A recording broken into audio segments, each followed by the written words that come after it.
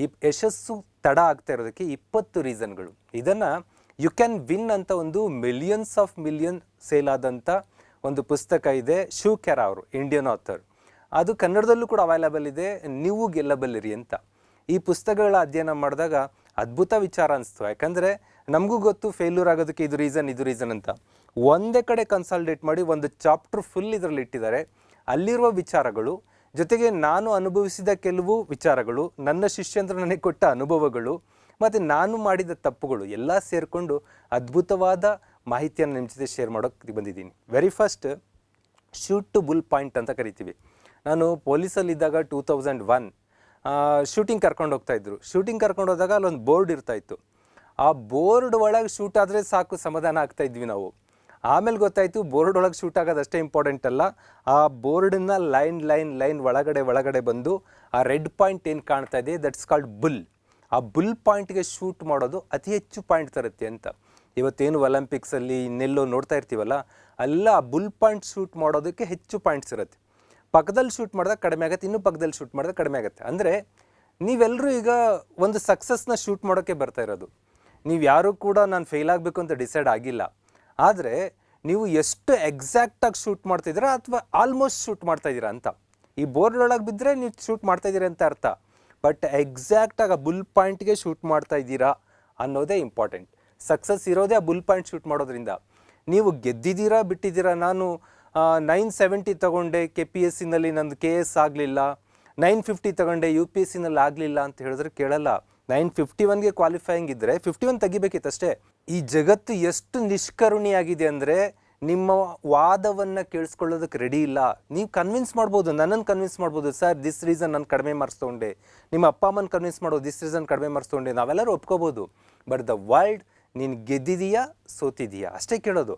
ಹಾಗಾಗಿ bull point shoot ಮಾಡೋದಕ್ಕೆ ನಾವು ರೆಡಿ ಇರಬೇಕು. ಆಲ್ಮೋಸ್ಟ್ ನಿಯರ್ ಬಂದಿದ್ದೀವಿ, ಇಲ್ಲ ಗೆದ್ದಿದ್ದೀರಾ ಬಿಟ್ಟಿದ್ದೀರಾ ಅಷ್ಟೇ. ಆ ಬುಲ್ ಪಾಯಿಂಟ್ ಶೂಟ್ ಟೆಕ್ನಿಕ್ಸ್ಗಳನ್ನ ನೋಡ್ತಾ ಬರೋಣ. Very first, brake and accelerator and clutch. ಇದು ನೀವು ಬೈಕ್ಗಳನ್ನು, ಗೇರ್ಡ್ ಕಾರ್ಗಳನ್ನ ಓಡಿಸಿದಾಗ ಅನುಭವ ಆಗಿರುತ್ತೆ. ಇದಕ್ಕೆ ಫ್ರಾಂಕ್ಲಿನ್ ಡಿ ರೂಸ್ವೆಲ್ಟ್ ಅವ್ರದ್ದು ಮಾತಿದೆ, the only limit to our realisation of tomorrow will be our doubts of the today. ಈ ನಮ್ಮ ಶಕ್ತಿಯ ಬಗ್ಗೆ, ನಮ್ಮ ಪರಾಕ್ರಮದ ಬಗ್ಗೆ, ನಮ್ಮಲ್ಲಿರೋ ಅದ್ಭುತ ಬುದ್ಧಿಮತ್ತೆ ಬಗ್ಗೆ, ಮೆಮೊರಿ ಪವರ್ ಬಗ್ಗೆ ಏನು ಡೌಟ್ಸ್ ಮಾಡ್ತೀವಿ, ಇದು ನಾಳೆಯ ನಮ್ಮ ನಿಜವಾಗುವಿಕೆಗೆ ಒಂದು ಮಿತಿಯಾಗಿದೆ.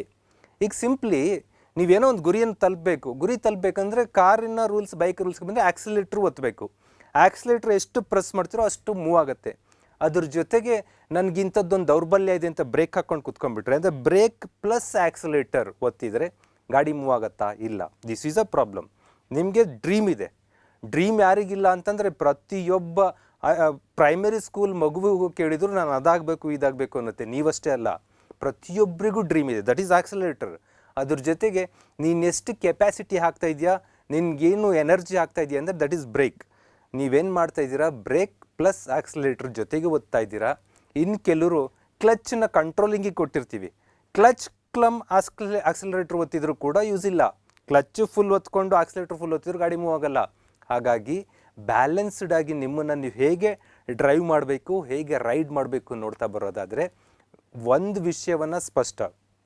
ನಾನಂತೂ ಇದು ನಾನು ಫಸ್ಟ್ ವಿಡಿಯೋದಲ್ಲೇ ನೋಡಿರ್ಬೋದು. ನನಗೆ ಯಾವ ಮಗುನಾರು ತಂದುಕೊಡಿ, ನಾನು ಆ ಮಗುನ ಪರಿವರ್ತನೆ ಮಾಡ್ಕೊಡ್ತೀನಿ ಅಂತ ಓಪನ್ ಚಾಲೆಂಜ್ ಮಾಡಿದೆ ಇನ್ 2018 ಮೇನಲ್ಲಿ. ಅಂದರೆ ನಾನು ಓದಿದ ಸೈಕಾಲಜಿ ನನ್ನಲ್ಲಿ ಅಷ್ಟು ಆತ್ಮವಿಶ್ವಾಸ ತುಂಬಿತ್ತು.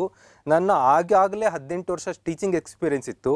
ಯಾವ್ಯಾವ ವಿದ್ಯಾರ್ಥಿಗಳನ್ನ ಹೇಗೆ ಪರಿವರ್ತನೆ ಮಾಡಿದೆ ಅನ್ನೋ ಅನುಭವ ನನಗಿತ್ತು. ಬಿಕಾಸ್ ನೀವು ನಂಬ್ತಿರೋ ಬಿಡ್ತಿರೋ, ಒಂದು ಇನ್ಸಿಡೆಂಟನ್ನು ಹೇಳಿ ನಾನು ಮ್ಯಾಟ್ರಿಗೆ ಬರ್ತೀನಿ. ನನ್ನ ಜೊತೆ ಶಂಕರ್ ಸರ್ ಅಂತ ಒಬ್ಬರು ವಿಜ್ಞಾನ ಟೀಚರ್ ಇದ್ದರು, ಶಿಕಾರಿಪುರದಲ್ಲಿ ವರ್ಕ್ ಮಾಡಬೇಕಾದ್ರೆ. ಆ ವಿಜ್ಞಾನ ಟೀಚರ್ದು ನಮ್ಮದು ಕಾಂಬಿನೇಷನ್ ಹೆಂಗಿತ್ತು ಅಂದರೆ, ನಾನು ಆರ್ಟ್ಸನ್ನು ಕಂಪ್ಲೀಟ್ ಬ್ಯಾಟಿಂಗ್ ಮಾಡೋದಕ್ಕೆ, ಅವರು ಸೈನ್ಸ್ ಕಂಪ್ಲೀಟ್ ಬ್ಯಾಟಿಂಗ್ ಮಾಡೋದಕ್ಕೆ. ನಮ್ಮ ಹುಡುಗರು ಯಾವುದೇ ಎಕ್ಸಾಮಲ್ಲಿ ಹೋದರೂ ಬಾಚ್ಕೊಂಬಂದುಬಿಡೋರು ಹುದ್ದೆಗಳನ್ನು. ಒಂದೊಂದು ವರ್ಷಕ್ಕೆ 100-200 ಜಾಬ್ಗಳನ್ನು ತಗೋತಾಯಿದ್ರು ನಮ್ಮ ಶಿಕಾರಿಪುರ ಒಂದು ತಾಲೂಕಿನ ಹುಡುಗರು.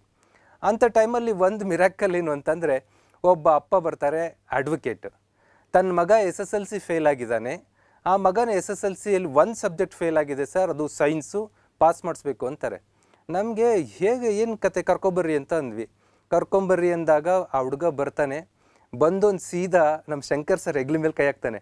ಹಾಯ್ ಆರಾಮಿದ್ದೀರಾ ಅಂತ ಕೇಳ್ತಾನೆ ಅವನು. ಅಂದರೆ ಸರ್ಗಿರ್ ಗೊತ್ತಿಲ್ಲ, ಏನಪ್ಪ ಹಿಂಗೆ ವಿಚಿತ್ರ ವಿಚಿತ್ರ ಆಡ್ತಾನೆ, ಶಂಕರ್ ಸರ್ಗಿಂತ ಡಬಲ್ ಇದ್ದಾನೆ ಸೈಜಲ್ಲಿ, ಆದರೆ ಅವನು 100 IQ ಗಿಂತ ಕಡಿಮೆ IQ ಇರೋವಂಥ ವಿದ್ಯಾರ್ಥಿ. ಅವನಿಗೆ ಹೇಗೆ ಸೋಷಿಯಲ್ ಬಿಹೇವಿಯರ್ ಮಾಡಬೇಕು ಗೊತ್ತಿಲ್ಲ. ಅವನನ್ನು ಸ್ಟಡಿ ಮಾಡಿದ್ವಿ. ಆಮೇಲೆ ಅವನಿಗೆ ಕೌನ್ಸಿಲಿಂಗ್ ಮಾಡಿ ಅವನಿಗೆ ಬರೀ ಮೀನಿನ ಚಿತ್ರ ಬಿಡಿಸೋದು, ಆ ಚಿತ್ರ ಬಿಡಿಸೋದು, ಈ ಚಿತ್ರ ಬಿಡಿಸೋದು ಹೇಳ್ಕೊಟ್ಟು ಕರೆಕ್ಟಾಗಿ 25-26 ದಿವಸ ಟ್ರೈನಪ್ ಮಾಡ್ತೀವಿ. ಎಕ್ಸಾಮನ್ನು ಸ್ವಂತ ಬರೀತಾನೆ, ದೆರ್ ಇಸ್ ನೋ ಕಾಪಿ. ಇಲ್ಲಿ ಕ್ಲಿಯರಾಗಿ ಹೇಳ್ತಾ ಇದ್ದೀನಿ. ಆತ ಪಾಸಿಂಗ್ ಮಾರ್ಕ್ಸ್ಗಿಂತ 10 ಅಂಕ ಹೆಚ್ಚಿಗೆ ತೊಗೊಂಡು ಪಾಸ್ ಆಗಿಬಿಡ್ತಾನೆ. ಆ ಥರ ಬಿಲೋ 100 IQ ಹುಡುಗರನ್ನೇ ನಾವು ಟ್ರ್ಯಾಕಿಗೆ ತಂದಿದ್ದಿರೋ ಇತಿಹಾಸ ಇರೋದರಿಂದ, ಈ ಮಾತುಗಳೆಲ್ಲ ನಮಗೆ ಸ್ಫೂರ್ತಿ ಕೊಡೋದ್ರಿಂದ, ಐನ್ಸ್ಟೀನ್ ಅವ್ರು ಏನು ಹೇಳ್ತಾರೆ ಅಂದರೆ, ನನ್ನ ಟ್ಯಾಲೆಂಟ್, ಐನ್ಸ್ಟೀನ್ ಅಂದರೆ ಮಿರಾಕಲ್ ಅಂತೀವಿ ನಾವು, ನನ್ನ ಬೌದ್ಧಿಕ ಸಾಮರ್ಥ್ಯದ ಒಂದು 25% ಅಷ್ಟೇ ಬಳಸಿರ್ಬೋದು, ಇನ್ನೂ 75% ಬಳಸಿಲ್ಲ ಅಂತಾರೆ.